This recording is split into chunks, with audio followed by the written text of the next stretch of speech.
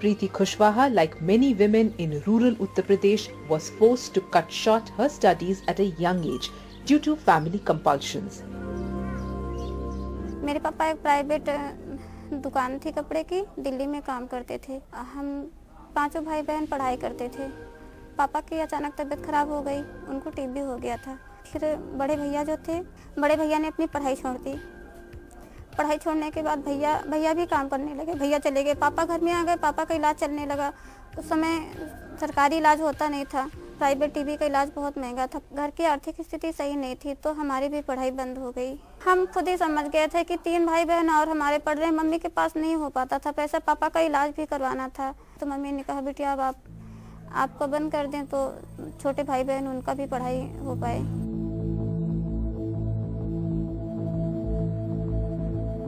उस समय यही लगता था कि कुछ काम हो, हम लोग भी कर लें। इसी काम के लिए हम गए भी थे। एक जगह बोरी जो आती है, प्लास्टिक की बोरी, चीनी वानी की जो बोरी होती है, गए भी थे वहाँ काम करने के लिए कि देखें कुछ काम मिल जाए। तो मशीन थी हमारे घर में, तो सिलाई मशीन से हम सोचते थे कि लाओ हम बोरी ले आए, बोरी के थैले बना के दें। फिर गए भी थे, लाए थे, 1 रुपये मिलता था एक थैले का, लाए भी थे हम थैले। हम और एक छोटा भाई हमारा पढ़ाई करता था, उसके बाद आते, दोनों लोग मिलके थैले भी सिलते थे। पापा को चिंता हुई कि नहीं बिटिया की शादी हो जाए तो हमको तसल्ली रहेगी। फिर सबसे पैसा ऐसा लेके, नाना से और कई लोगों से पैसे से लेके फिर पापा ने हमारी शादी कर दी थी। Discontinuing her studies remained a big regret for Preeti, and she felt because of it she would never be able to do anything more with her life. हमारी पढ़ाई छूट गई थी, तो सबसे पहले तो हमें ये लगा कि अगर हमारी मम्मी के पास पैसा होता, हमारी स्थिति सही होती, तो आज हम पढ़ाई करते, क्योंकि हमारे साथ के सारे बच्चे स्कूल जाते थे, लेकिन हम नहीं जा पाए। तो फिर हमको लग रहा था कि नहीं, पैसे की इम्पोर्टेंट बहुत ज़्यादा है ज़िंदगी में, पैसा बहुत ज़रूरी है।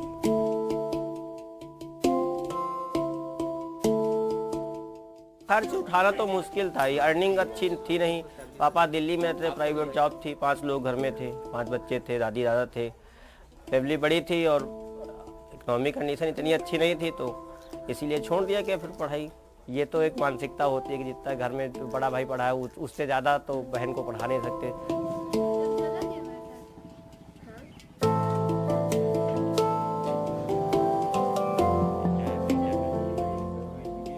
शादी है तो शादी के लिए भी शिक्षा और पैसा चाहिए। अच्छे घर में शादी करनी है तो अच्छे घर में जब कोई देखेगा उसकी आर्थिक स्थिति, उसके पास पैसा हो, तो उसके लिए भी तो पैसा चाहिए। दहेज देने के लिए पैसा चाहिए, उसके लिए भी शिक्षित लड़की चाहिए। कोई यही देख के तो करेगा शादी।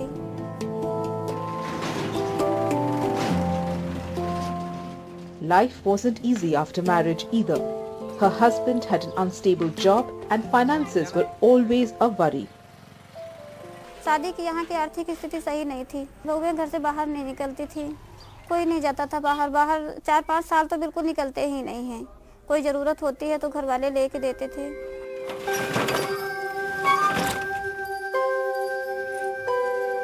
Preeti longed for something more, a way she could contribute to her family and the well-being of her children.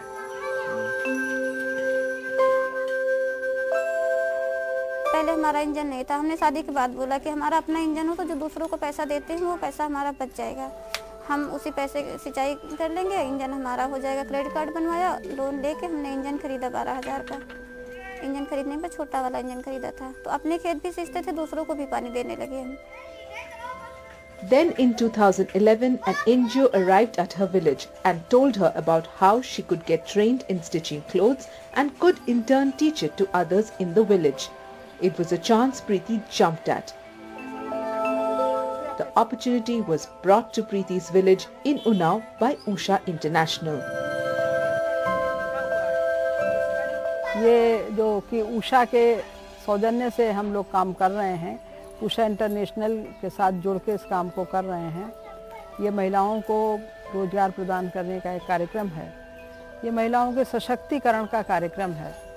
क्योंकि मेरा मानना ये है कि जब एम्पावरमेंट के लिए कुछ चीज़ें चाहिए होती हैं, उसके लिए थोड़ा हाथ में पैसा होना जो है किसी भी व्यक्ति को एम्पावर करता है। महिलाएं हमेशा से काम बहुत करती रही हैं, लेकिन उनको कभी पैसे के रूप में उसका रिटर्न नहीं मिला। और दूसरी बात यह है कि उनकी जो चार दीवारी थी, वो जो उनका कौशल था, जो उनकी योग्यता थी, उनका समर्पण था, एक चार दीवारी के अंदर हमेशा कैद रहा। Usha International has chosen to give back to the community by empowering women and encouraging rural entrepreneurship and employment. The first batch of stitching and swing training was started in Unnao district of Uttar Pradesh with 20 ladies. More than 1% of the sale of every Usha sewing machine is invested into this program, thereby enabling all Usha customers to share their love with lesser privileged women. We have been able to do through a very well structured, robust database mechanism which helps us track their progress. As facilitators, we have ensured our continuous presence and support in their lives, which gives them the confidence to embark on their own individual empowerment journeys as change agents by skilling and empowering other girls and women like themselves in the village. The program required a lot of work and trust building on the part of the NGO on the ground. Initially, people were hesitant to take up the offer. बहुत चुनौती थी क्योंकि शुरू में लोगों को विश्वास नहीं होता था। लोगों को ये नहीं लगता था कि ये इतना सीख सकती हैं। वो तो कहती थी इसे तो सुई भी पकड़नी नहीं आती है, ये तो अपने फटे कपड़े भी नहीं सिल पाती हैं, तो कौन से ये सिल पाएंगे। तो पहले शुरू में मजाक जैसा लोग उड़ाते थे। When Preeti's family heard about the 7-day residential training she would have to undergo, they refused to allow her to join. Training के लिए मना कर दिया कि रोज क्या सोचेंगे। करीब 20 महिलाओं की मीटिंग हुई थी। सबसे कहा ब्रजेश सर ने कि कोई ट्रेनिंग करने जाना चाहता है तो 8 दिन की ट्रेनिंग होगी, कोई जा सकता है, लेकिन सब ने मना कर दिया। पूरे गांव से कोई नहीं तैयार हुआ। हम चले आए, फिर 15 दिन का टाइम मांगा हमने कि अभी कहने लगे भी 15 दिन का टाइम है, आप समझ लो। कई लोगों को बुलाया, हमने कहा कि आप समझाइए। सास भी मना कर दिया। सास तो बिल्कुल ही मेरी कह रही थी नहीं, आप बाहर जाओगी तो अच्छा नहीं लगेगा, सब लोग यही कहेंगे कि देखो अभी 8 दिन वहाँ रुकना। फिर लोगों ने समझाया कि कोई बात नहीं। हमने भी हस्बैंड से कहा, हमने कहा जब सरकारी नौकरी करती हैं लड़कियां तब भी तो जाती हैं ट्रेनिंग करने के लिए, अब हम सरकारी नौकरी करते हो तो क्या आप मना कर देते? Preeti was not one to give up. She felt finally this was the opportunity she had been waiting for, and a chance like this would not come again. बहुत बड़ी बात थी, पूरे गांव से कोई नहीं जा रहा, हम अकेले निकल पड़े कि हम ट्रेनिंग करने जा रहे हैं, तो थोड़ा अच्छा नहीं लगता था। हमारी मेहनत देखते थे, हमारे पति देखते थे। 3 भैंसें थी हमारे पास। भैंस को चारा करना, पानी पिलाना, साथ में जाना, खेत का भी काम करना, घर का भी काम करना। तो उन लोगों को ऐसा लगा, मेरे पति को ऐसा लगा कि हाँ ये हमारे लिए इतना सब कुछ कर रही हैं। कह रहे थे कि बिटिया है, बिटिया को कैसे रखोगी? हमने कहा भैया को बुलाएंगे, बिटिया को गाँव छोड़ देंगे। जाने के बाद फिर मान गए, कहने लगे ठीक है। Finally, Preeti left for her training. A married woman leaving her house for work for a week may not sound like a big deal in cities, but in rural Uttar Pradesh, it was nothing short of a revolution. Training तो 8 दिन की थी, लेकिन पूरा 10-10, 12-12 घंटे, 14-14 घंटे काम करते रहो, सीखते रहो, तो काफ़ी नॉलेज हो गया था, काफ़ी आ गया था हमको। कुछ और भी महिलाएं थी जिनको थोड़ा बहुत आता भी था, कोई किसी से पूछ रहा, कोई किसी से पूछ रहा था। आपस में पूछ के काम हम लोग करते थे। 11-11, 10-10 बज जाता था। लाइट की भी व्यवस्था थी, वो गेस्ट हाउस था, वहाँ पे लाइट की भी व्यवस्था थी, सब कुछ था, तो कोई दिक्कत नहीं थी। खाना पीना सब बंद किया जाता था, बस सिलाई पे ही ध्यान देना था हमको। After a week that was spent being trained in sewing, stitching, embroidery and tailoring, Preeti returned to her village armed with a sewing machine and a Silai board. She was all set to start the first Silai school in her village. तो उम्मीद तो कह रहे हैं ना कि हमारी जो टीचर हैं, हम सत नमन कर रहे हैं, उनका बहुत बहुत धन्यवाद कर रहे हैं। उम्मीद तो उन्होंने ही हमारे अंदर जगा दी।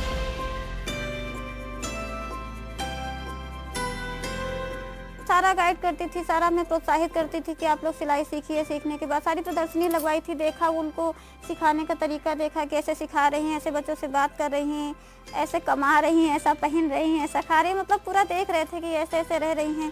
तो अपने अंदर भी लगता था कि हाँ, नहीं ज़्यादा तो थोड़ा तो कर सकते हैं। But success was not easy for Preeti. While she had returned from her training excited to impart what she had learned to others in the village, there were no takers initially.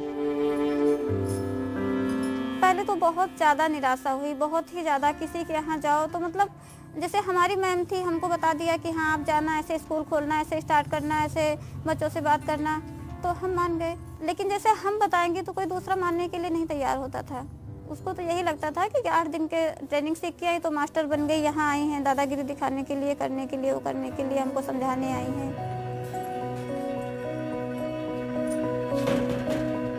Preeti was crushed. However, she didn't let her disappointment end her dream. Even though she was heartbroken by the lack of response, she decided she would do what it takes to convince people. वापस आओ तो बहुत निराशा होती है, बहुत मन टूटता है कि हम क्या कहें, मतलब शब्द ही नहीं मिलता हमको कि हम क्या कहें, कैसे समझाएं लोगों को। कभी कभी बहुत उलझन होती थी कि सब कुछ बंद कर दें, जो जैसा था वैसे ही करें, वैसे ही रहें। उलझन होती है, लेकिन फिर मन शांत करते कोई आगे रास्ता ही नहीं है। मशीन रख लिया बाहर कमरे में, चद्दर भी फट गया ले आओ, भले ही हमको 2 रुपए दो। कभी कभी तो कोई आता था, थोड़ा सा फटा है सिल दो, नहीं हमारे पास पैसे नहीं है, कोई बात नहीं, सिलते थे। एक उम्मीद थी, आशा थी कि आज पुराना लेके आए, हो सकता कल नया लेके आए। Soon she got 3 students to join her school, and as the news spread through word of mouth, by the end of the year she had 30 students. ये प्रीति मैम को देख के हमने सोचा था कि हम भी प्रीति मैम के जैसे सिलाई सीख लेंगे, ऐसे हम भी स्कूल खोलेंगे, हम भी अपने बच्चे मतलब स्कूल में करेंगे, सिलाई सिखाएंगे। But Preeti did not stop with just the Silai school. Now she wanted to remedy her big regret, that of not completing her studies. शिक्षा हर जगह पूछी जाती। जब 10 महिलाएं इकट्ठा हुई, वहाँ ट्रेनिंग हुई, ट्रेनिंग में 10 महिलाएं इकट्ठा हुई, आप क्या करती हैं, आप क्या करती हैं, आपकी क्या शिक्षा है, आप क्या, तो थोड़ा मन में आता था कि हम भी पढ़ लें थोड़ा सा। हम लोग बाहर निकलने लगे तो हमें लगा कि नहीं, अब इनको भी पढ़ाना चाहिए, और इनकी पहले से ही रुचि थी थोड़ी बहुत पढ़ाई में, तो फिर हमने प्राइवेट फॉर्म डलाया। अब ससुराल में उतनी अच्छी पढ़ाई नहीं हो पाती, तो एग्ज़ाम के टाइम हमने भी बैठ करके थोड़ा सा स्पेशली केयर किया, हो एग्ज़ाम भी बीट कर गई, हो सक्सेस हो गई, इंटर पास हो गई। वो मुश्किल होती थी, बुखार भी आ जाता था, तबीयत भी खराब हो जाती थी, मुश्किलें तो होती थी। लेकिन जब किसी चीज़ का जुनून होता है कि हमको करना है, कुछ आवश्यकताएं होती हैं, कुछ मजबूरियां होती हैं, कुछ शौक़ होता है, कुछ जुनून होता है, तो फिर हर चीज़ें छोटी लगती है, थकान छोटी लगती है, काम छोटा लगता है।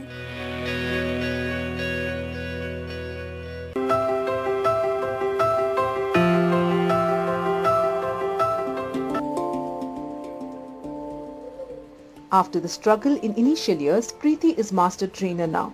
She had even managed to open a shop outside her village, but then due to the pandemic, she had to shut it.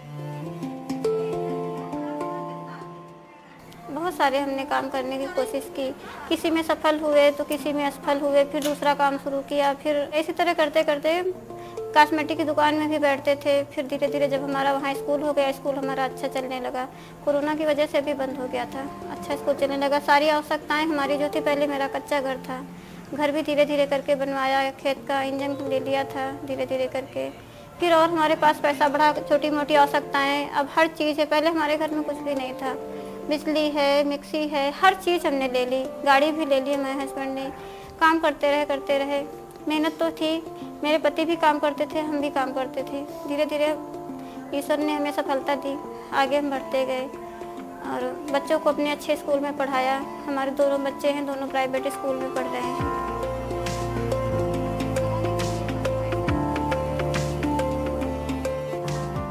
मतलब मम्मी को थैंक यू बोलना चाहूँगी, वो इतनी मेहनत करती है हम दोनों के लिए।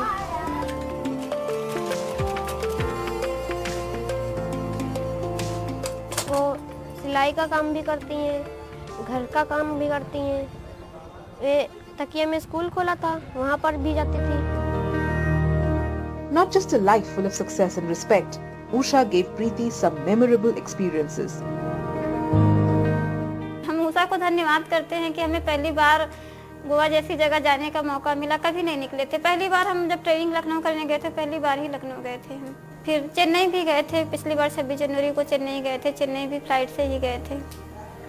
तो जब गोवा गए थे तो हमें फ्लाइट है, कहीं मिस ना हो जाए, कहीं हम छूट ना जाएं, तो हम 3 बजे रात को ही उठ गए थे। A good marriage allows the change and growth of the individual. हमारी मेहनत का भी योगदान है। मेरे पति ने भी मुझे बहुत मदद की है। कहीं भी आना जाना हुआ साथ लेके जाना, अकेले नहीं जा सकते थे हम। एहसास ये है हमको कि हाँ, हम बाहर निकले हैं। अगर मेरे पति रोक देते तो मेरा घर टूट जाता। अच्छा लगता है कि हाँ कुछ कर रही हैं। कुछ लोग कहते हैं कि हाँ ठीक कर रही हैं, क्योंकि गांव की बहुत सी लड़कियाँ, कम से कम गांव में अगर सिलाई जितने भी बच्चे सीखे हैं तो सब इन्हीं की देन है। What's been most rewarding has been the example that she set for her family and village. जी, हमने 400-500 लड़कियों को तो गांव में सिखाया है। इसके बाद हम बाहर की लड़कियों को, गांव की 400-500 लड़कियों को कम से कम सिखाया है। बाहर लड़कियां हैं, बाहर कम से कम हजारों बच्चों को हम सिलाई सिखा चुके हैं। सिलाई स्कूल भी खुला चुके, दूर तक सिलाई स्कूल खुलाई।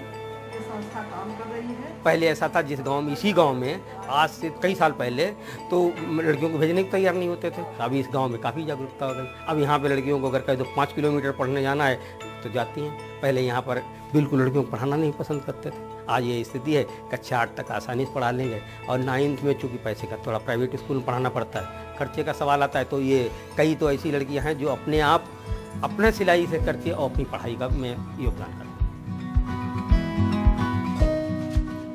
हमारी लड़की शादी के बाद गई, फार्मासिस्ट लड़का था, हमने शादी कर दी। उसके बाद उसे यहाँ से जा कर के मेडिकल स्टोर खोला, अब भी चला रही है उन्नाव में। अब इन्हीं के वजह से तो इतना बढ़ गई। और बहुत काफ़ी लड़कियाँ यहाँ सिलाई कर रही हैं इनकी वजह से। पहले तो 5 लड़कियां इकट्ठा करना मुश्किल हो जाता है उस गांव में, तो उसमें मीटिंग करनी पड़ती, पुरुष भाइयों को भी समझाना पड़ता है। विशेषकर महिलाओं को, जो माताएं हैं या सास हैं, वो कहती मेरी बहू क्या करेगी, वो तो केवल रोटी बनाने के लिए केवल है, खाना बनाने का।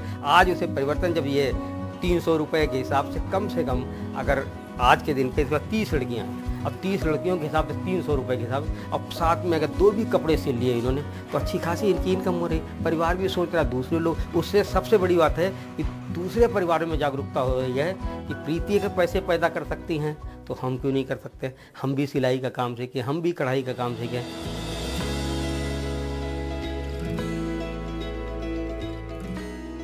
There are many women like Preeti whose lives have changed thanks to Usha Silai School. Preeti was a member of the first batch of 20 women who were trained.